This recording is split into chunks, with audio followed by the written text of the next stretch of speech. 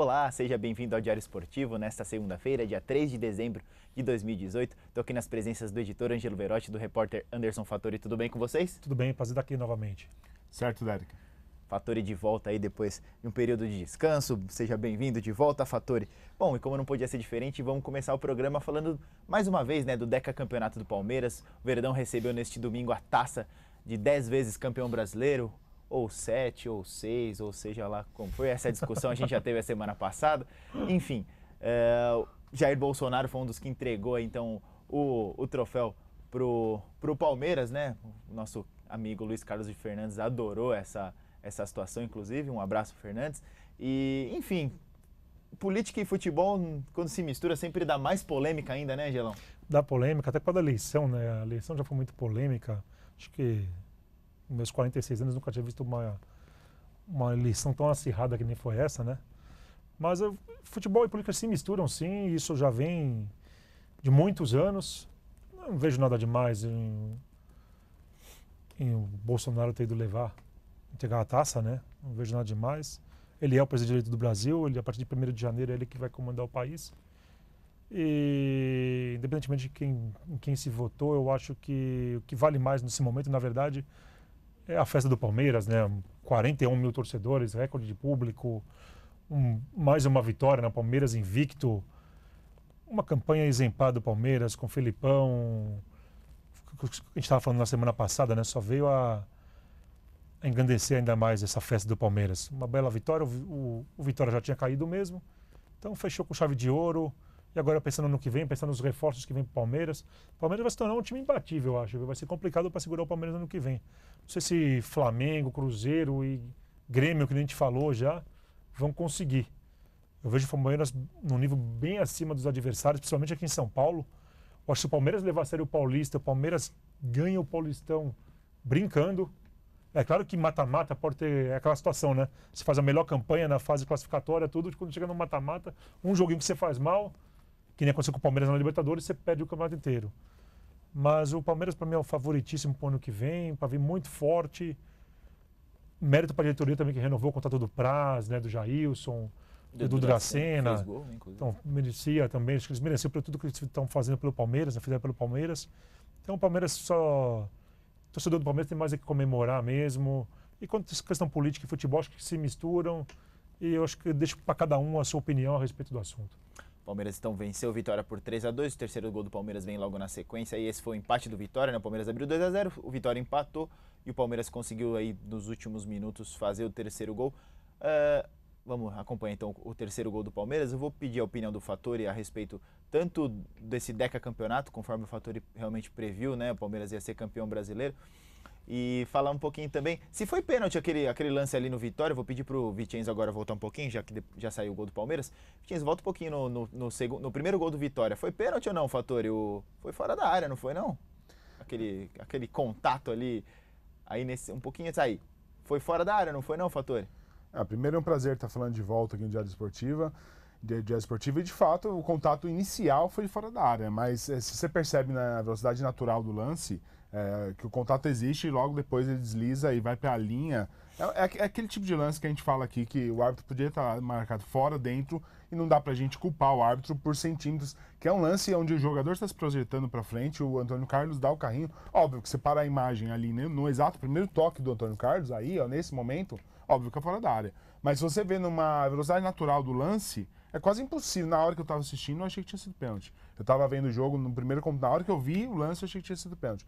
Mas eu acho que isso daí é um tipo de erro que a gente costuma dizer que é natural. Até com o VAR seria difícil um lance como esse, né? Eu acho que aí o VAR, com a imagem pausada, parada, ele poderia auxiliar. Aí, para isso que serve o VAR. Aí sim, você vai lá, olha, realmente foi fora, parada. Em slow motion, você percebe que houve o primeiro contato fora.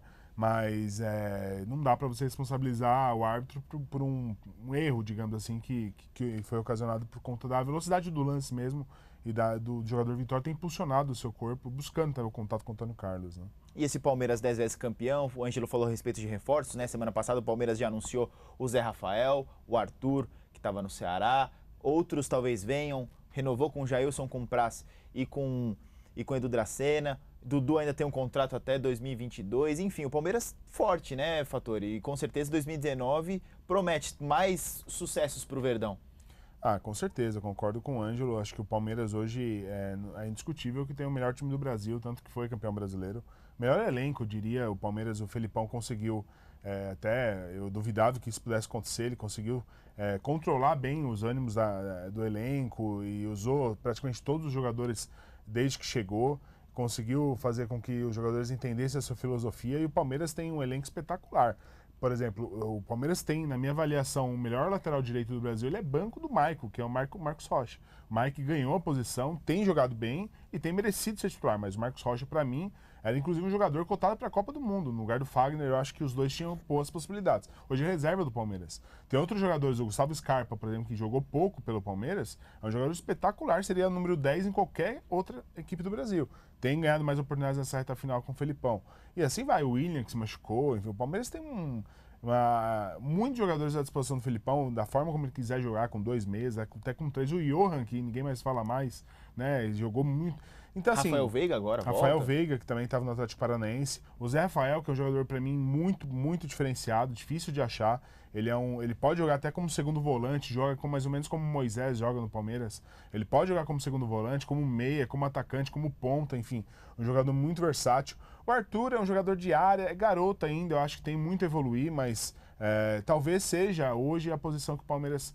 eu acho que o Palmeiras busca um centroavante de referência, o Daverson. A gente sabe que é um jogador que tem essa vontade e tudo, e o Borja não tem, né, conseguido emplacar. Então, talvez, acho que se você for ver dos 11, das posições que o Palmeiras tem mais carência, acho que o centroavante talvez seja a maior deficiência aí. Então, por isso que o Arthur chega com essa possibilidade num time de ponta. Vamos ver como que ele reage. Ele é bom jogador. No Ceará, ele fez muitos gols. Então, agora recebendo bolas ali de Lucas Lima, Dudu, como o passe que o Dudu deu pro Pedro Dracena nesse final de semana, espetacular. Talvez o Arthur consiga aí superar aí Daverson e Borja. E o Palmeiras está muito bem servido. Tem 2 ou 3 times aí para brincar. O Ângelo fosse puser força na máxima no Paulistão, eu diria, se pusesse o time em reserva, ainda assim tem boas possibilidades de ser campeão. Só para registrar a participação de quem está nos assistindo pelo Facebook, Nilson Antônio Silva mandando um boa tarde, Fleming Zaniboni mandando um abraço a todos, e o Marcelo Mendes mandando um abraço pro Fattori, comentando em cima do que você disse, Fattori. Todas as vezes que o Antônio Carlos estiver envolvido em algo assim, tô com o árbitro. O zagueiro tosco não joga nem no Guaraciaba. Você concorda, Antônio Carlos? É um jogador tão ruim assim? Eu acho que o Luan e o Gomes melhores do que o Antônio Carlos e o Edu Dracena. Acho que o Luan me surpreendeu, uma evolução que ele teve esse ano. Acho que foi um jogador muito seguro. O Antônio Carlos, ele é meio atabalhoado, assim. Ele comete muitas falhas, né? Teve um lance contra o América Mineiro que ele perdeu uma bola e acabou sofrendo gol. Enfim, ele me parece menos seguro. Eu acho que o Gustavo Gomes foi uma grata aposta, o Palmeiras apostou bem e acertou, né? E o Luan encaixou muito bem com o Gomes. Então, acho que seria a dupla titular do Palmeiras hoje. O Dracena entra mais pela experiência, acho ele um pouco lento. Até por isso acho que ele é reserva e enfim, o Palmeiras está muito bem servido. Não acho que o Antônio Carlos é um jogador ruim, só acho que no Palmeiras tem outras opções melhores. Realmente concordo com ele. É isso aí. Bom, agora migrando de Palmeiras para Corinthians, Corinthians se despediu de 2018 com uma derrota para o Grêmio, Angelão, 1-0, num jogo que não foi nada animado, ninguém tinha tantas ambições assim, mesmo assim o Grêmio venceu, terminou na 4ª colocação no campeonato, né? Confirmou a 4ª colocação. De qualquer maneira, o Coringão se despede com uma derrota que custou... Bom, não foi só esse resultado, mas Jair Ventura foi demitido nesta segunda-feira. Não nada de anormal no que aconteceu agora com o Corinthians nessa última rodada, né? A gente vem falando disso aqui tem algumas semanas já. O Corinthians é muito limitado. O Jair Ventura não mostrou a que veio. Se fosse para continuar desse jeito, era melhor ter mantido o Loss do que gastado dinheiro com o Jair Ventura. O elenco do Corinthians... falta de muitas peças, a exemplo do Santos, vamos falar daqui a pouco.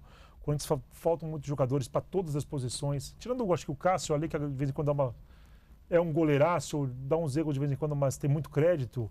O Corinthians carece de bons jogadores para quase todas as posições, e se não se cuidar agora para 2019, o Corinthians vai se dar mal, hein? O Corinthians vai se dar mal.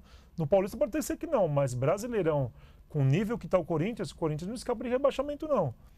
E eu falo outra coisa, agora vai se buscar o Carille, né? A diretoria conversou, tá tudo certo já, pagar só multa rescisória para ele voltar. Eu falo, o Carille não vai fazer mágica. Não adianta. O Carille conseguiu, claro, os títulos com o Corinthians, mas o Corinthians perdeu muitos nomes importantes, como o Rodriguinho, foi um deles que o Corinthians perdeu desde que o Carille foi campeão. Então o Corinthians tem que buscar jogadores de nível para poder reforçar esse elenco, porque senão o Corinthians, independentemente do treinador que trouxer, não vai vingar muito não. Libertadores já não vai participar, Sul-Americana vai, Brasileirão e Paulista. Então o Corinthians que se reforce, que traga um treinador, vai trazer o Carille, ok, mas que dê condições do Carille desenvolver e ter peças para poder montar um time. Porque senão o Carille fez uma campanha maravilhosa do Corinthians, foi campeão paulista, campeão brasileiro, mas vai cair com o Corinthians. Aí vai se manchar o currículo dele, né? O Corinthians é um time muito limitado, contra o Grêmio ontem, tá vendo, grande parte do jogo não mostrou a que veio, e não é nada diferente do que está fazendo nos últimos jogos, não estava mostrando nada. O Grêmio também conseguiu fazer aquele gol logo no começo, depois segurou que também o resultado já servia para ficar em quarto lugar. Então acho que foi bom o Corinthians não ter caído na posição do Corinthians, mas também pode se preparar para o ano que vem, que vai ser uma aventura, hein? Se não trouxer reforços, pode trazer o Carille, pode contratar o Luxemburgo, o Felipão. O time não vai muito longe, não. O Vitinho colocou a tabela aí na tela, né, Angelão? Então o Palmeiras terminou com 80 pontos, Flamengo que perdeu 72, Internacional em terceiro com 69, e o Grêmio até que quase chegou no rival ali, terminou com 66. Depois o São Paulo, né, que estacionou de maneira incrível nessa reta final com 63, Atlético Mineiro com 59, e esses são os times classificados diretamente para a Copa Libertadores. Eu só acho que o Grêmio não passou o Inter, porque foi aquela história que eu sempre falo da Libertadores. O Grêmio priorizou a Libertadores durante grande parte do ano, então o brasileiro foi levando em banho-maria, quando viu que na Libertadores acabou perdendo para o River na semi, aí viu, não, vamos levar a sério o brasileiro. E conseguiu. Se o Grêmio tivesse levado a sério o brasileiro desde o começo, paralelamente à Libertadores, o Grêmio estaria brigando pelo título ali, junto com o Palmeiras, com certeza. Estaria à frente do Flamengo. Mas esse regulamento, essa Conmebol que fez isso aí que fez, de colocar a Libertadores para o ano inteiro desnecessariamente, que eu acho, acaba prejudicando, né? Aliás, qualquer time que ainda tivesse na disputa, qualquer brasileiro que ainda tivesse, dependendo de como tivesse, ainda ia jogar mais uma vez esse ano, né? Porque a final da Copa Libertadores ficou para esse fim de semana, vai ser em Madrid, né, Angelão? A Conmebol então tirou definitivamente da Argentina esse jogo, o jogo entre River Plate e Boca Juniors, que teve tanta confusão aí nas últimas semanas, foi adiado para o dia seguinte, aí foi cancelado e agora vai ser disputado neste sábado lá em Madrid, correto, Angelão? É correto, acho que a Conmebol pensou nos torcedores argentinos que moram na Espanha, né? Mas honestamente, foi o que eu falei na semana passada, eu teria dado o título já para o Boca, o River apontou na semifinal, na história do treinador que não obedeceu o regulamento, foi lá na Arena Grêmio, desceu para o vestiário, não podia passar instrução, estava passando instrução, então não obedeceu nada, e a torcida do River ainda aponta esse papelão que fez na final. Eu acho que teria dado o título já para... É claro que a gente quer ver o título na bola, não no tapetão. Mas eu teria dado o título já para a torcida pro Boca e pronto, para resolver a situação. Porque quer não, nem o River, nem o Boca estão satisfeitos agora de jogar em Madrid. Então virou um caos completo, né? Virou um caos completo. Uma coisa que parecia definida virou uma grande confusão. Acho que pode, apesar do jogo ser tão longe assim, pode dar confusão, até pelo grande número de latinos, de sul-americanos ali, né? Sim. Acho que pode dar uma grande confusão lá. Os caras vão fazer baderna agora na Espanha, cara. Então, eu não sei, eu teria dado o título de jogo logo pro Boca e pronto, resolvido a questão. Como você não estava aqui semana passada, Fattori, fala um pouquinho dessa final da Libertadores, o que você considera, o que você achou, quais as suas considerações a respeito dessa baderna que virou a final entre River e Boca? O que a gente esperava que fosse a maior final de todos os tempos, né? Dois argentinos com torcidas enormes e fanáticas na final da competição. Acabou se tornando essa briga de tapetão incrível que aconteceu. Acho que não sei se eu daria o título pro Boca. Eu ainda acho que por mais que tenha tido todos os problemas, eu acho que o regulamento, se fosse cumprido, realmente o Boca deveria ser sagrado campeão. Aliás, o River não deveria nem estar na final. Só que eu acho que ainda queria ver os dois jogando. E eu acho que jogar na Espanha, não sei qual que vai ser a presença de público. Madrid, o estádio do Santiago Bernabéu não é um estádio acostumado a jogos com torcidas tão assim divididas, né? Geralmente o campeonato europeu não tem muita divisão assim entre torcidas, enfim. Eu manteria esse jogo aqui na América do Sul, talvez não na Argentina, traria aqui para o Brasil, para algum outro país aqui da América do Sul, mas para que pudessem jogar Boca e River. e decidisse em campo o título. Eu lamento porque a expectativa era muito grande, que esses dois times pudessem fazer uma grande final. Chegaram com méritos, acho que o Boca principalmente se redescobriu durante a competição, depois de uma primeira fase ruim, eliminou para mim o grande favorito que era o Palmeiras, com 2 gols do Benedetto. Então acho que assim, esperava muito dessa final, e agora a gente na América do Sul está entendendo a diferença de uma Libertadores para uma Champions League. Isso que aconteceu na Libertadores, você jamais viria numa Champions League, então não dá. Quando a gente fala que a Libertadores está se modernizando, vai chegar, assim, acho que a gente está muito distante. E, infelizmente, essa final mostra isso pra gente, escancara a fragilidade do futebol sul-americano, da Conmebol, dos clubes e também dos torcedores aqui da América do Sul, que não conseguem esportivamente aceitar resultados. A gente fala hoje da torcida do River, mas a gente pode lembrar que a torcida do Boca aconteceu similar na Bombonera, é muito comum, fogos dentro de campo, cheiro, bomba de gás lacrimogêneo dos próprios torcedores do Boca. Quantas vezes não aconteceu isso na Bombonera também? Então, enfim, não tem santo nessa história. Eu só lamento que a maior final de todos os tempos da Libertadores acabe dessa forma, sendo disputada fora do continente, né? Fora das Américas. Né? É verdade. E fechando parênteses no assunto Libertadores, vamos voltar para o assunto Campeonato Brasileiro, porque quem também se despediu com derrota foi o São Paulo, perdedor da Chapecoense por 1-0, né, Angelão? Um final de ano um pouco melancólico, apesar de que o São Paulino tem motivo para comemorar, que é a vaga na Libertadores, pelo menos, obviamente, que chegou a sonhar com o título brasileiro. O Diego Aguirre fez um grande trabalho enquanto esteve aí, depois o time estagnou, acabou caindo muito. Terminar na 4ª posição foi lucro, o que você achou? Aliás, na 5ª. Eu acho que o São Paulo mereceu essa vaga, independentemente de não ter levado o título. O São Paulo fez um bom campeonato. Acho que se tivesse terminado com a Aguirre, não sei se teria sido melhor sorte, se teria também ficado fora da zona da Libertadores, não dá para prever. Eu acho que o Aguirre deve ter perdido o vestiário, acho que por isso que o São Paulo deu essa caída, principalmente no segundo turno, né? Acho que ele perdeu o vestiário ali, aquela situação com o Nenê não ficou bem resolvida. Então, mas acho que o São Paulo mereceu essa 5ª colocação nessa pré-Libertadores que ele vai disputar. Mas apesar de reforço também, o Jardine falou que no ano que vem o trabalho vai ser diferente, que ele vai exigir muito. Tem que ver até que ponto isso vai dar resultado também. Conversando com os São Paulinos ontem, para falar a verdade, eles não estão mostrando confiança no Jardine, não. 2, pelo menos, que eu conversei ontem, estavam falando que preferiam um treinador de mais renome. Que acho que, tudo bem, fazer um trabalho na base legal, mas que preferiam um treinador que já tivesse mais experiência, até para comandar um time num Brasileirão ou numa própria Libertadores.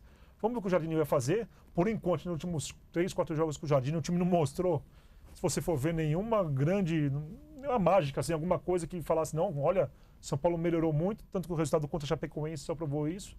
Festa para a Chapecoense que acabou se livrando do rebaixamento. Então o São Paulo vai ter que contratar peças importantes também, a exemplo do Corinthians. O treinador está definido já. Vamos ver. Teve uma das pessoas que eu conversei, dessas pessoas que eu conversei ontem, chegou a falar que ele não termina o Paulista no cargo. Que ele não termina o Paulista no cargo. Então vamos ver como é que vai ser, mas vai precisar de peças importantes. Precisa de reposição e jogador de categoria. Uma camisa do São Paulo, que é uma camisa importantíssima no Brasil. Não só no Brasil, não, no mundo todo, né? Então precisa de reforços e gente de categoria para levar esse São Paulo para frente, porque senão não vai longe, não. Sem dúvidas, um dos motivos pelos quais o São Paulo não foi campeão foi justamente não ter um elenco qualificado, né? Quando o Everton se machucou, não tinha peças de reposição. Quando o Nenê ou o Diego Souza não jogavam, não tinha quem assumisse essa responsabilidade. Aí o Nenê entrou em choque com a Aguirre. Foi um grande problema para o São Paulo, então realmente reforços são mais do que necessários. Queria a sua opinião também a respeito do Tricolor Fattori. E falando um pouquinho também da salvação da Chape, né? O Leandro Pereira assumiu aí um papel de protagonista nessa reta final e foi um dos grandes responsáveis pela permanência da Chape na primeira divisão. Um presente, se é que a gente pode assim dizer, principalmente numa semana especial, né, para a Chape. A gente completou semana passada 2 anos daquele acidente fatal com tantas vítimas lá na Colômbia, né? O acidente que vitimou aí a delegação e amigos jornalistas em 2016. É verdade, o Leandro Pereira, que aí durante a competição acabou assumindo uma lacuna que o Wellington Paulista deixou, né? O Wellington Paulista, a gente não sabe bem o que aconteceu lá, ele acabou sendo afastado, vinha para ser o 9. Aliás, ele participa do lance, ele estava impedido, mas ele não corre para a bola, então um lance legal aí da Chapecoense. Eu não sei não se ele atrapalhou o Arboleda ali. Não, acho que não chegaria na bola de forma alguma. A bola, nesse lance dá para ver que ele está de fato adiantado, né? Mas eu acho que a bola passa por cima ali, não não ia mudar nada. Não ia mudar nada. Enfim, o Wellington Paulista, que veio para ser o 9 da Chape, acabou durante a competição aí tendo alguns problemas disciplinares, foi afastado, reclamou, enfim. Aí o Leandro Pereira apareceu nesse momento onde a Chape precisava e apareceu começando a fazer gols. Aí depois o Wellington Paulista voltou agora já nessa reta final, nas últimas partidas, e formaram uma boa dupla. De fato, a Chape tem que ter essa campanha como um aprendizado. Claro que é uma reconstrução, demora, a gente sabe tudo que aconteceu, são 2 anos do acidente, é muito recente ainda para você reconstruir. A gente sabe a competitividade que é uma Série A de brasileiro, só que a Chapecoense tem que tirar essa temporada como exemplo e do que não deve ser feito. Sim. Muitas mudanças de treinadores, contratações assim em cima da hora, enfim. É aquela coisa que a gente fala que é comum nos clubes brasileiros, falta de planejamento. E não acho nem que foi falta de recursos financeiros, porque a Chapecoense conseguiu se reestruturar bem financeiramente. Então é mais questão de planejamento mesmo, e para que não passe o sufoco nas próximas temporadas. Em relação ao São Paulo, a gente falou várias vezes aqui que o São Paulo vinha conseguindo os resultados em jogadas individuais, do Everton, do Rojas, que para mim faz uma falta gigantesca para o São Paulo, um jogador muito diferente para o nível do futebol brasileiro. O Diego Souza numa grande fase, é o Nenê que batia uma falta, metia a bola no ângulo. Quando começou a parar de acontecer esses lances casuais, a gente percebeu que o São Paulo não tinha nada demais. Não tinha jogadas trabalhadas, não tinha triangulações. Era o quê? O Everton de um lado muito bem, o Rojas do outro lado muito bem, o Diego Souza dentro da área fazendo os gols e o Nenê municiando esse trio de ataque aí. Quando parou de funcionar, não tinha passagem de laterais, a gente percebeu que o Jusilei é muito lento, o Hudson tentou dar essa transição mais eficaz aí da defesa para o ataque, não conseguiu também, então a gente percebeu que o São Paulo virou um time pragmático, um time fácil de ser marcado, você anulava o Nenê, você anulava o setor todo de ataque, o Diego Souza ficava preso entre os zagueiros, quando o Everton se machucou não tinha quem entrar no lugar dele, depois machucou o Rojas, aí ficou sem opções pelas laterais. Então acho que o grande problema do São Paulo não foi nem o Aguirre, nem o treinador, acho que o Jardine. O grande problema do São Paulo é justamente ter opções no elenco que possa fazer com que o time mude a forma de jogar durante a competição. Se está muito fácil de marcar esses 3 atacantes, que se mude, põe 2 meias, como o Palmeiras tem feito. O Palmeiras tem jogado de 2 meias, 2 atacantes, 3 atacantes, 1 atacante, 3 meias, enfim. O São Paulo não tem essa possibilidade. Tentou poucas vezes o Trellis e o Diego Souza no mesmo time, por exemplo, que seriam 2 jogadores mais altos na frente. O Carneiro entrou também em algumas situações, mas sempre com o mesmo esquema de jogo, com 2 ponteiros e um jogador no meio de campo para armar o time. Então, eu acho que faltou o São Paulo aí ter no elenco possibilidades de mudar a equipe com mais qualidade, e isso fez muita falta no Campeonato Brasileiro longo, 38 rodadas, onde os adversários facilmente descobrem a forma de você jogar, e se você não tem alternativa, acontece o que aconteceu. É muito fácil ser naturalizado e caiu pelas tabelas aí no segundo turno.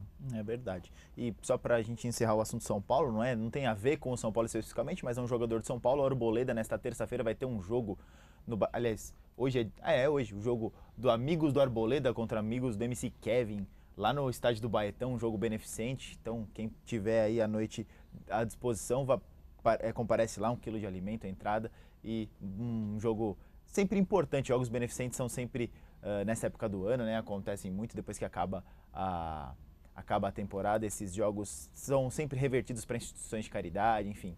Quem puder, então, comparecer ao estádio do Baetão, fica aí o convite. E para a gente encerrar o assunto do Campeonato Brasileiro, Angelão, outro paulista que também encerrou a temporada com derrota foi o Santos, perdeu por 2-1 para o Sport. Mesmo assim, não foi suficiente para a equipe pernambucana se livrar do rebaixamento, mas derrota novamente para o Santos, que, como você já adiantou, né, é um time que carece muito de jogadores. Carece muito de jogadores, perdeu o seu principal jogador agora, né? Então o Gabriel vai embora, perdeu o seu treinador, que o Cuca quer não, gostem ou não, sabe trabalhar, sabe fazer um grande trabalho. Então o Santos a exemplo do que a gente estava falando, o Santos vai ter dificuldade, a exemplo do Corinthians, precisa de jogadores para o elenco, precisa de um treinador agora, vai ter que arrumar um treinador também, que é o principal, eu acho. Tem que mandar alguém que comande ali, que saiba trabalhar esse elenco que está lá do Santos e que possa indicar peças importantes para o Santos contratar para poder fazer um bom trabalho. Então, o torcedor do Santos, o Santos é uma incógnita, né? Ele faz 2, 3 jogos bons, aí depois que faz uns 3 ruins, você nunca sabe como é que o Santos vai se comportar inicialmente, você nunca sabe, você não dá para prever nada. Você pode falar, não, o Santos vai vir bem por causa que tem o Gabriel, que é um artilheiro. Não, você não consegue prever nada com o Santos. O Santos fez altos e baixos, foi muito irregular, apesar do bom trabalho do Cuca, que ele fez o time crescer da situação que ele estava vindo, e o Santos termina desse jeito. Não conseguiu a vaga na Libertadores, eu acho que por falhas próprias, foi aquelas derrotas que a gente falou, né, para Chapecoense, derrota para América Mineiro. Então foram alguns jogos que o Santos poderia ter ganhado teoricamente numa boa e conseguido a vaga na Libertadores. Acabou perdendo e agora perde só o principal artilheiro, perde seu treinador. Está com muitas dívidas, exemplo do Corinthians, muitas dívidas. Clubes interessados no Vanderlei. O presidente falou que não vai vender, mas eu não sei se não tem que fazer caixa. Então não sei se daqui a pouco o Vanderlei não acaba indo embora do Santos. Se for embora do Santos, é uma peça importantíssima que o Santos vai perder, entendeu? Então tá uma situação complicada. Eu acho que é exemplo do Corinthians, o Santos está numa situação muito complicada. Eu vejo no Palmeiras numa situação calmíssima, o São Paulo mais ou menos, mas Santos e Corinthians numa situação péssima os dois. O Santos mais ainda por causa do que não tem nenhum treinador. Apesar que o Corinthians também perdeu agora, né? Mas situações complicadíssimas para os dois. No esporte, estava vendo hoje, no esporte, teve quebra-quebra hoje lá na sede ali do Retiro. Jogaram garrafa, jogaram um monte de coisa por causa do rebaixamento. Então o torcedor ainda, aquela coisa muito emocional, não aceita, O time jogou 5, 6 séries A, né? Caiu, a torcida vai quebrar tudo, né? Então não dá para entender isso também. Mas o Santos vai ter um ano complicado também. Compartilha dessa opinião, Fattori? Acha que o Santos tem um futuro aí repleto de incertezas? Com certeza. Acho que o torcedor do Santos que nos assiste está lá com muito medo da temporada 2019, porque assim como o Corinthians, não só a ausência de bons jogadores, mas principalmente a ausência de recursos financeiros para ir buscar, né? Acho que assim como o Corinthians, o Santos está aí em uma situação financeira muito ruim, precisa buscar reforços, fez algumas apostas que deram certo. O Carlos Chances, por exemplo, entrou e tomou conta do meio de campo. Agora o Brian Ruiz não mostrou que veio. O Derlis teve bons momentos mais ou menos. Então o Santos vai precisar com certeza de reforços, vai precisar de um treinador. A gente sabe que o treinador bom hoje é caro, está muito valorizado. Os que fazem bons trabalhos estão bem remunerados. Então o Santos vai ter sérios problemas, porque me parece que a fonte está secando, né? O Santos, que sempre revela bons jogadores, agora os jogadores que estão se surgindo, tirando o Rodrigo e o Gustavo Henrique, são jogadores que chegaram e assumiram a condição de titular rapidamente do time. Os outros chegam, despontam, faz 2, 3 bons jogos, daqui a pouco cai no marasmo ali. Então teve o Bambu, que o Santos acabou perdendo para o Atlético Paranaense, que poderia ser um jogador que ganharia uma condição ali de titular na zaga também, enfim. Pode perder o Bruno Henrique aí, que tem um monte de time querendo, principalmente o próprio Cruzeiro, né? Exatamente. Então, assim, o Gabriel já foi embora, que foi artilheiro do Campeonato Brasileiro, o melhor jogador do time disparado aí. Então, assim, o Santista pode esperar dias nebulosos pela frente. O Vitor Ferraz, que é um jogador que já está numa idade avançada, o Renato, que acabou saindo do time, agora se aposentou, vai ser gerente. O Dodô acho que fez um bom campeonato, né? O Dodô foi uma boa aposta, foi, aliás, na minha avaliação, um dos melhores atrás esquerdo. Acho que eu estaria na minha seleção do campeonato, o Dodô. Acho que foi uma grata surpresa aí pelo Santos, acho que foi um bom jogador. Então, assim, o Santos vai precisar contratar, principalmente para o setor de meio de campo.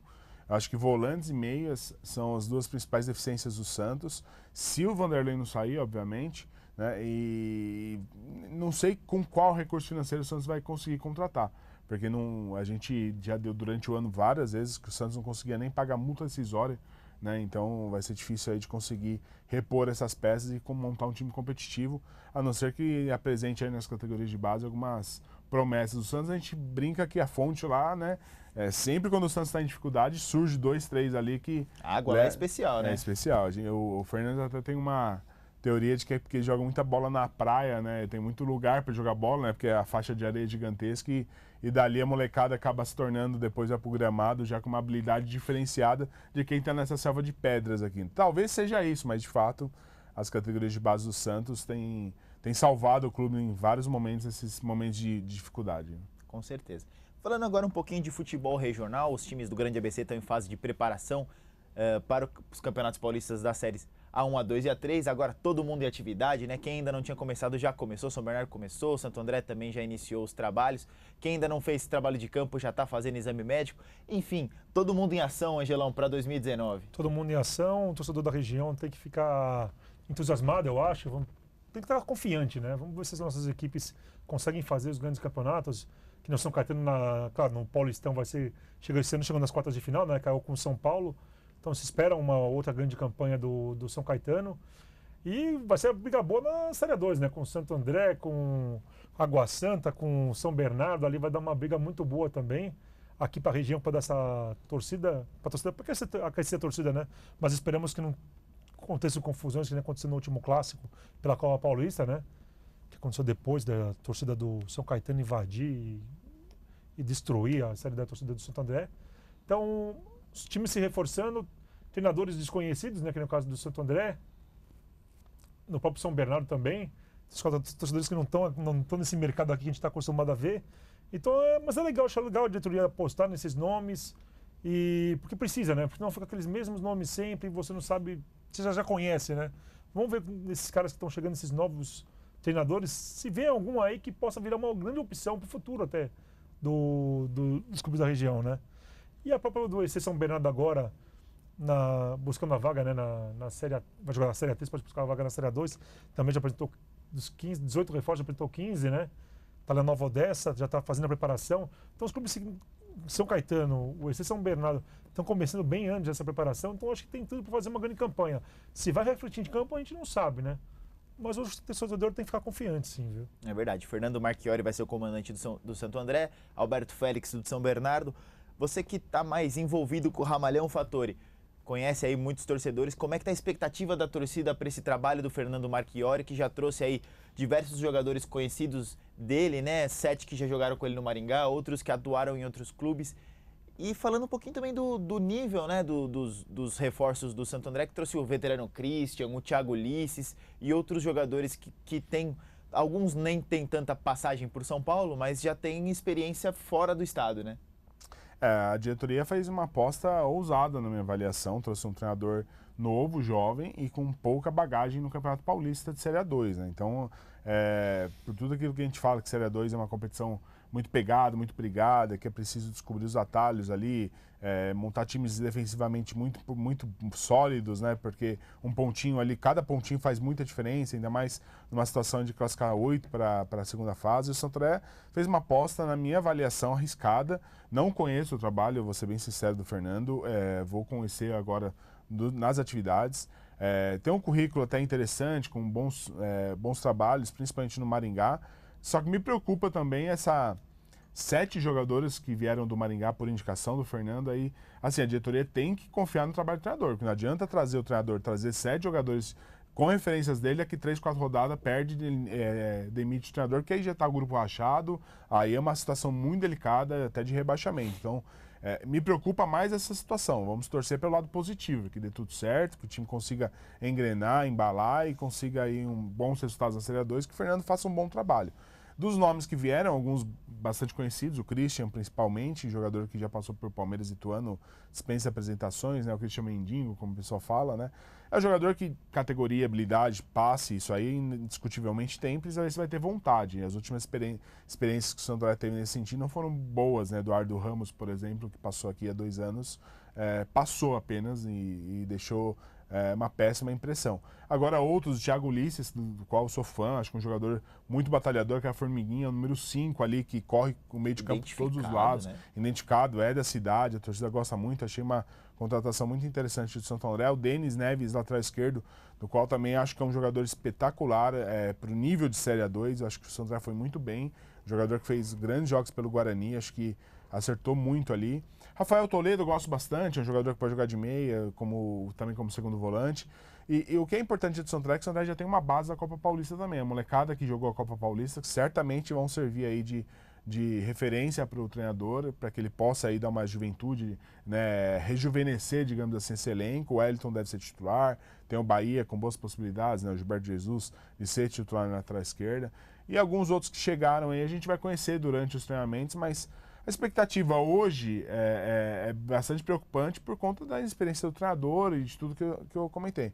Só que o elenco foi formado, me parece que é um elenco competitivo numa Série 2. Lembrando que o Palhavan, né, o José Carlos Palhavan, segue na comissão técnica do Santo André, ele é auxiliar técnico do clube, né, ele não é aquele auxiliar que acompanha o treinador, ele é um auxiliar do clube, numa comissão técnica fixa.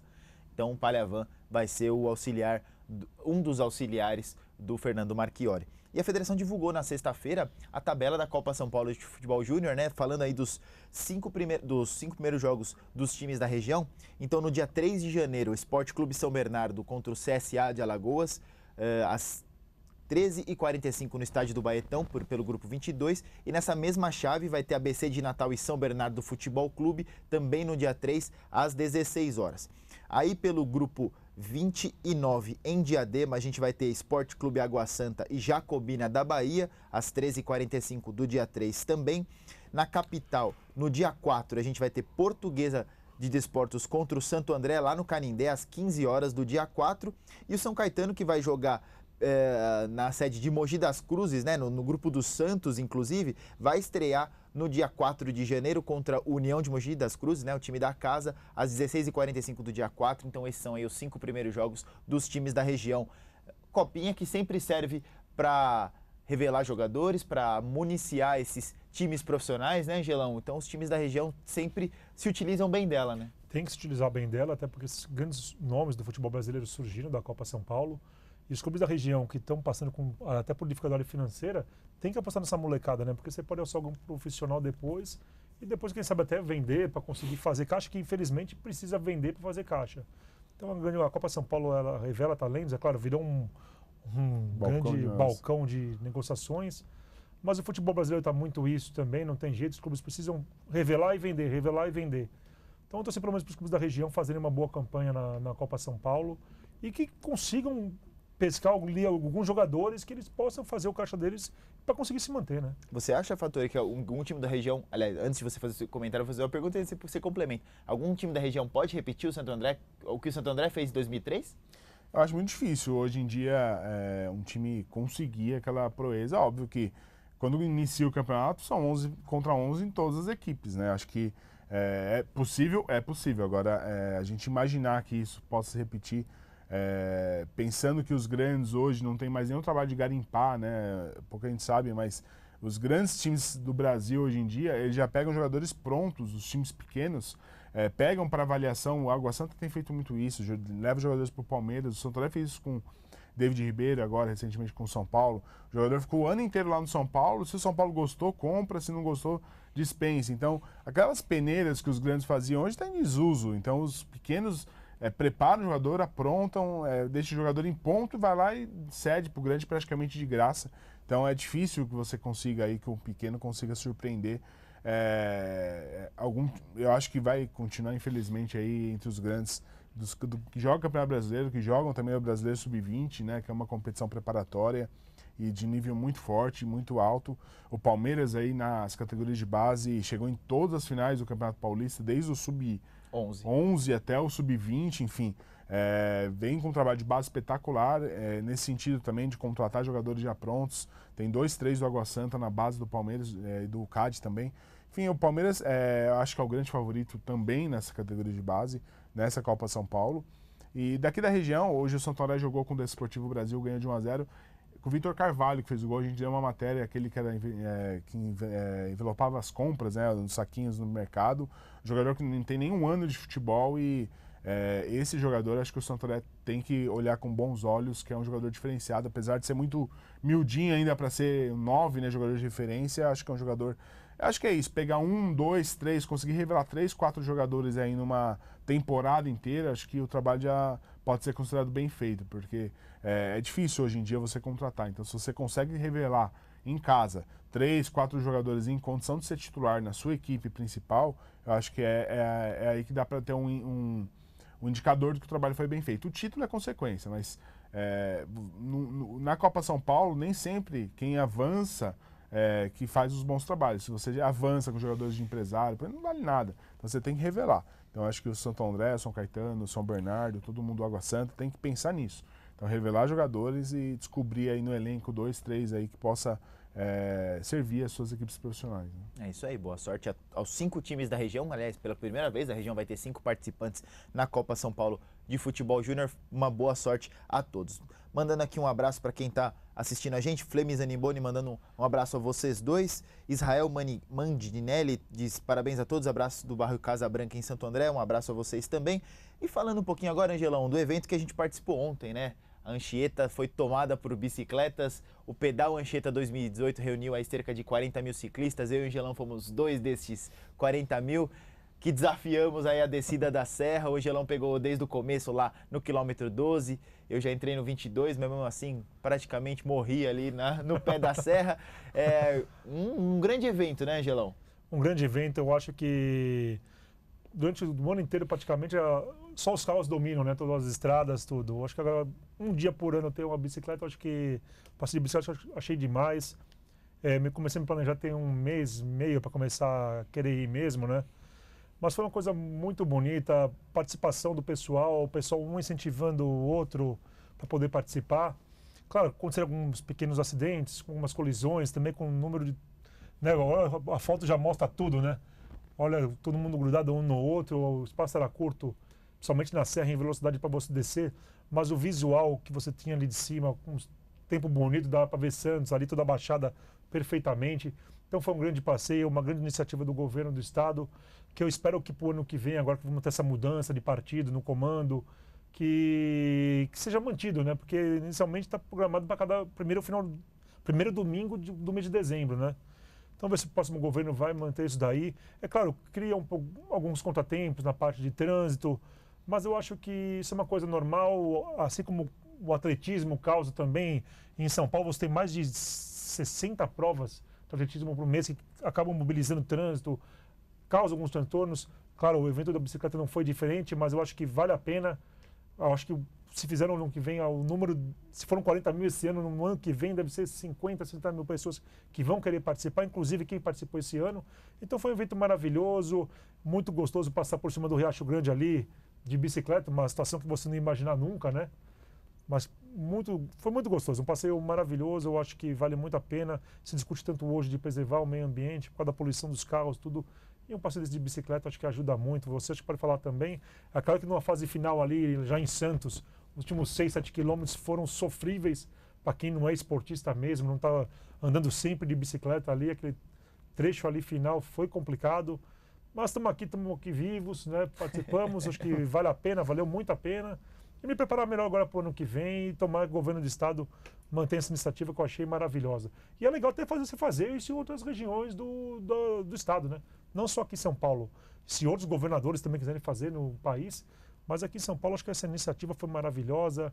Acho que tem que se agradecer também a Ecovias, isso aí não é uma parte minha, né? Mas todo mundo que se mobilizou, o trabalho feito pela Polícia Rodoviária, todo mundo fez um grande trabalho, foi um grande evento. É verdade, eu acho que é um evento que só tende a melhorar, com certeza um evento que incentiva a prática esportiva, que é o mais importante. Eventos assim deveriam realmente acontecer com mais frequência. São poucos, né, os eventos, principalmente para os ciclistas. A gente via a animação de quem estava ali ao nosso redor, de quem às vezes vai trabalhar de bicicleta todos os dias e não tenha aquele espaço respeitado e viu ali uma oportunidade para se manifestar, para curtir, para ter uma experiência totalmente diferente. Então, realmente, paisagens belíssimas. Só precisa se preparar um pouco melhor para 2019 para a gente não realmente sofrer depois no dia seguinte, que tá difícil. Não, tá mesmo, tá com uma dor aqui na perna, não tá com fácil não. Mas tá vendo, o engraçado foi que eu vi umas 2, 3 pessoas falando, e acho que é mais pessoa ligada à organização também, uma delas, falando que é meio que a realização de um sonho, poder descer a serra de bicicleta. Até porque não houve muito incentivo a isso, entendeu? Que um certo, não é preconceito, mas aquele negócio de briga com ciclista, que nem em São Paulo, principalmente com ciclofaixas ali, ciclovias, se começou aquela discussão, muita briga entre motoristas, de motorista de carro invadindo a pista que é exclusiva para as bicicletas. Então acho que tem que se pensar mais. Eu acho que se fossem 2 vezes ao ano seria melhor ainda, né? Uma vez ali no meio do ano, outra vez no final do ano. Acho que tem que se pensar nisso, incentiva o pessoal para praticar atividade física também, né? Então acho que foi um grande negócio, valeu a pena muito. E também foi criada a rota, né, que vai ligar ali a região de São Bernardo, ali no Riacho Grande até Santos, né, pela estrada de manutenção, né? Pela estrada de manutenção, Prado, né? Exatamente, uma estrada Márcia Prado, exatamente, em homenagem à ciclista que morreu em 2019, né, 2009, atropelada por um ônibus lá na Paulista. Foi criada essa rota, né, foi aprovada em maio, aí vai ser sem dúvida vai melhorar ainda mais as oportunidades aí aumentar as oportunidades para os ciclistas poderem acessar a baixada de bicicleta, porque de fato pela rodovia Anchieta e pelas rodovias Anchieta e Imigrantes é proibido o trânsito, né, de bicicletas. Isso. Então essa rota aí com certeza vai facilitar e é sem dúvida um passeio que vale muito a pena pelas paisagens, pelos desafios, enfim. Fica a nossa dica aí, né, Angelão? E falando um pouquinho também de basquete, finalizar o programa falando de basquete, Santo André conseguiu dar a volta por cima aí no basquete feminino, virou para cima do Ituano os playoffs de semifinal, venceu na sexta-feira, venceu ontem também, está garantido na final. Parabéns ao Bruno Guidoriz e as meninas. Fattori, você que acompanha de perto o basquete, você é colega aí de algumas das jogadoras e do próprio técnico Bruno, o que dá para dizer dessa superação da equipe de Santo André, né, que mais uma vez colocou a experiência à prova contra o Ituano, que foi uma, entre aspas, grata surpresa, né, Ituano que foi o campeão dos Jogos Abertos justamente em cima de Santo André, quase tirou Santo André na semifinal do Paulista, mas acho que a experiência também de Santo André fez a diferença. O Ituano, que é comandado por Barbosa, né, um treinador experiente, mais de 40 anos de basquete, e soube neutralizar a Jaqueline, que é a principal jogadora da competição, um jogador espetacular. Eu assisti o segundo, não assisti o primeiro jogo, né, a derrota para o Ituano, lá em Itu, e assisti os outros dois. E de fato assustou ali, né? Porque aquele segundo jogo em Santo André, o Ituano começou muito bem, neutralizando a Jaqueline. Acho que fez 5, 6 pontos no primeiro tempo, que é alguma coisa muito atípica. Sorte que a Ana Beatriz, a armadora reserva, entrou ali e deu conta do recado, entrou muito bem, com bastante ímpeto, e aí acabou fazendo com que o Santo André abrisse ali uma vantagem pequena, mas confortável na liderança, que fez com que o time vencesse essa segunda partida, que era mais importante, que obviamente o Ituano, sabendo que era inferior tecnicamente ao Santo André, estava tentando jogar sobre a pressão que o Santo André vivia nessa segunda partida. E aí depois que ganhou ontem lá no Della Antônia, o time se soltou mais, a Jaqueline conseguiu jogar mais e aí acabou construindo um resultado até um pouco mais elástico, aí, um pouco mais confortável nessa terceira partida. E o Santo André que busca aí o bicampeonato, é um time, me parece um pouco mais equilibrado do que das últimas temporadas, tem boas jogadoras em todas as posições. A Simone tem jogado muito bem, a Simone 39 anos, interminável a Simone Lima também, tem jogado, tem sido muito importante. A Isabela, que é cara nova da equipe também, é um jogador muito versátil, joga de ala, pode ajudar ali como pivô também. A Bárbara é um jogador, um reforço que chegou para essa temporada, chegou um reforço muito importante. Então, assim, o Santo André tem boas possibilidades aí de ser campeão e o adversário sai na partida de hoje, Campinas e Araraquara. Então, quem vier, certamente é pedreira e vai ser uma final digna aí de um campeonato paulista e torcer para que o Santo André consiga consolidar esse bicampeonato. Né? É verdade, o basquete, André, tão forte, né, que é mantido aí pela aquela ação de alguns guerreiros aí, né, a gente pode citar a Laís, a Arilza, o próprio Bruno que compra muito a ideia aí. Angelão, é o basquete da região que segue nativa, né, o Instituto Brasolim São Bernardo, que o ano passado, no primeiro semestre conseguiu ter um grande desempenho. Boa sorte para que continuem dessa maneira, mas Santo André aí chegando na final do Paulista.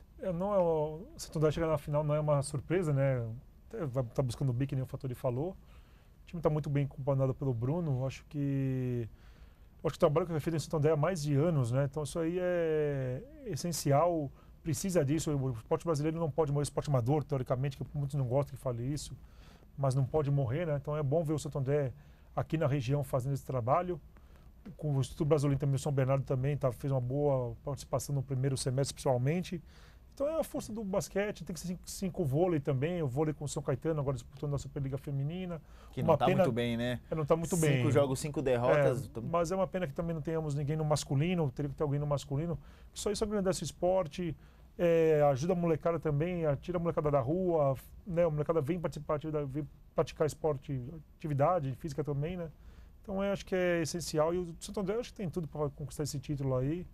Claro, Araraquara e Campinas podem dar uma complicada ali, mas acho que é o grande favorito ao título. É aquela nossa velha briga semanal, né, Fattori, ou até diária, com os governantes das nossas cidades, né, para que apoiem mais o esporte, para que consigam reverter mais verba para incentivo ao esporte da região, porque a gente já revelou muita gente boa, né, e tem potencial para revelar mais ainda com as estruturas esportivas que o Grande ABC conta, né? De fato, o Grande ABC é um celeiro do esporte olímpico e depois da Olimpíada parece que piorou a situação, né? Que a gente esperava que pudesse ter um legado aí do esporte olímpico e as empresas pudessem se mostrarem motivadas a apoiar as iniciativas aí. Está cada vez mais difícil de você conseguir apoiadores, conseguir aportes financeiros para manter projetos sociais. E a gente sabe que o esporte talvez seja uma ferramenta das mais importantes para tirar a molecada da rua e levá-la para uma quadra, para um campo, para praticar atividade física, não só a questão de educação, de você ensinar a questão de competição, de responsabilidade, mas também aspecto físico, né? A gente vê cada vez mais as crianças sedentárias no dia de hoje. Então, infelizmente, tudo isso tem sido colocado de lado e as perspectivas para 2019, 2020, esse novo ciclo aí, são ainda mais difíceis, né? Tendo em vista que o esporte perdeu, inclusive, o status de ministério no governo federal. Então, isso nos mostra que o investimento será ainda menor daqui para frente. E sem investimento do governo federal, obviamente, diminui também os investimentos dos governos municipais e estaduais. Então, essa galera aí que cuida do esporte olímpico, que a gente torça para que eles não desistam, que serão tempos sombrios daqui pela frente e que os projetos pelo menos se mantenham. Se não der para ampliar, a gente torce para que nenhum deles arredem, né? Não acabem, porque a gente sabe como é difícil. A gente sabe, tem o vôlei aqui de Santo André, tem o basquete, tem a ginástica em São Caetano, enfim, tem N projetos sociais e interessantes aqui na região e que com certeza fará muita falta para a molecada aí que estão envolvidas nessas atividades. Né? É verdade. Bom, destaques finais do Diário Esportivo de hoje, Angelão? Vai ficar de olho na final da Libertadores, então, no final de semana, lá em Madrid, né? Espero que tenha o jogo, né? Porque Boca Juniors e Real Madrid não estão... Boca Juniors e River não estão nem um pouco satisfeitos com esse jogo marcado pro dia 9, né? Agora no dia 9, às 5h30 da tarde, horário de Brasília. Então, eu espero que esse jogo aconteça da melhor maneira possível, sem briga, sem guerra nas arquibancadas, lá em Madrid, porque com certeza deve ser um grande jogo, né? Fattori? Vamos acompanhar agora os times da região. Acho que o noticiário nosso vai ser bastante focado em cima dessas novidades aí, os primeiros jogos treinos, principalmente os times que começaram agora, né, de Santo André no caso, e acompanhar como vai ser essas primeiras semanas de dezembro, que são importantes para a gente principalmente conhecer aqueles jogadores que chegaram, que a gente ainda está se habituando aí. Com certeza. Bom, agradecendo a todo mundo que participou com a gente desse Diário Esportivo. Semana que vem a gente está de volta. Continue interagindo conosco pelas nossas redes sociais, nossos Instagrams, nossas contas, né? No Instagram são @esportesdgbc e @Diário do Grande ABC. O nosso e-mail é diarioesportivo@dgbc.com.br. Segunda-feira, então, que vem a gente está de volta com muito mais do esporte da região, do Brasil e do mundo. Um abraço a todos, valeu!